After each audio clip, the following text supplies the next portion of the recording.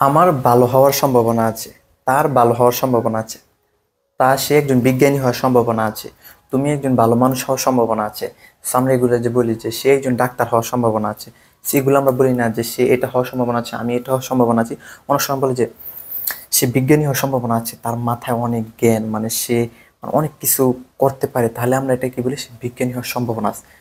সে এটা হওয়ার সময় সে শিক্ষক হওয়ার সম্ভাবনা আছে, সে অনেক ভালোভাবে টিচিং দিতে পারে। এভাবে যে আমরা বলছি এটা হওয়ার সম্ভাবনা আছে, আমি এটা হওয়ার সম্ভাবনা আছে। সো এগুলো জাস্ট বলতে পারি কি লাইকলি টু বি। আচ্ছা, আমাদের প্রথম সেন্টেন্সটা দেখি। আমার বিমান চালক হওয়ার সম্ভাবনা আছে। বিমান চালক, সো বিমান চালকের ইংরেজি কি? পাইলট, যে বিমান চালায়, ঠিক আছে। So I am likely to be a pilot. আমার বিমান চালক হওয়ার সম্ভাবনা আছে, ঠিক আছে, পাইলট। আমার বিমান চালক হওয়ার সম্ভাবনা আছে। আমার ডাক্তার হওয়ার সম্ভাবনা আছে। অনেকে বলে যে সে এসব বিষয়ে, মানে ডাক্তারি বিষয়ে অভিজ্ঞ।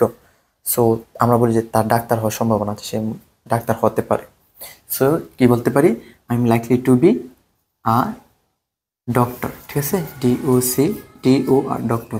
I am likely to be a doctor, আমার ডাক্তার হওয়ার সম্ভাবনা আছে। যদি বলি যে তার ভালো হওয়ার সম্ভাবনা আছে, আমরা অবশ্যই বলি যে সে নামাজ রোজা পড়তেছে, মানে ইতিমধ্যে তাকে অনেক মানে ভালো ফলাফল দেখতেছি, সো সে হয়তো ভালো হতে পারে, ঠিক আছে। সো আমরা যদি বলি যে তার ভালো হওয়ার সম্ভাবনা আছে, তাহলে কি কি হওয়ার সম্ভাবনা আছে? ভালো। তাহলে কি জাস্ট কি he is likely to be good, ঠিক আছে। তো জাস্ট কি আমরা শেষে এগুলা বসিয়ে দিলেই হয় যে তার এটা হওয়ার সম্ভাবনা আছে, এটা হওয়ার সম্ভাবনা আছে, খালি কি likely to be, likely to be, likely to be, ঠিক আছে। এখানেও লাইকলি টু বি, এখানেও লাইকলি টু বি, এখানে লাইকলি, সবগুলোতে লাইকলি টু বি। আমি জাস্ট মেন সবগুলা আমার ভিডিওতে মেন স্ট্রাকচারগুলো বলে দিতেছি, আর এগুলোতে আপনি বিভিন্নভাবে ঘুরিয়ে প্রেজেন্টে, পাস্টে, হলে, ফিউচারে যেভাবে হয়, এরপরে সাবজেক্ট চেঞ্জ করে, অ্যাডজেক্টিভ চেঞ্জ করে, নাউন চেঞ্জ করে, সবগুলোতে আপনি প্র্যাকটিস করবেন, ঠিক আছে।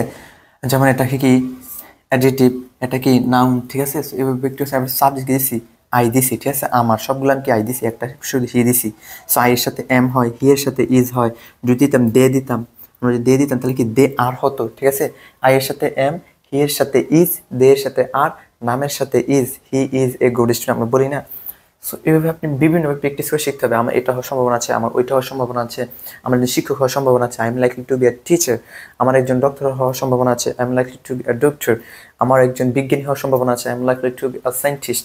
সো এইভাবে আপনি হাজার হাজার বাক্য প্র্যাকটিস করবেন, ঠিক আছে। প্র্যাকটিস করলে মুখের ফ্লুয়েন্সি অবশ্যই বাড়বে, ঠিক আছে। সো ক্লাসটি কেমন লাগলো অবশ্যই জানাবেন।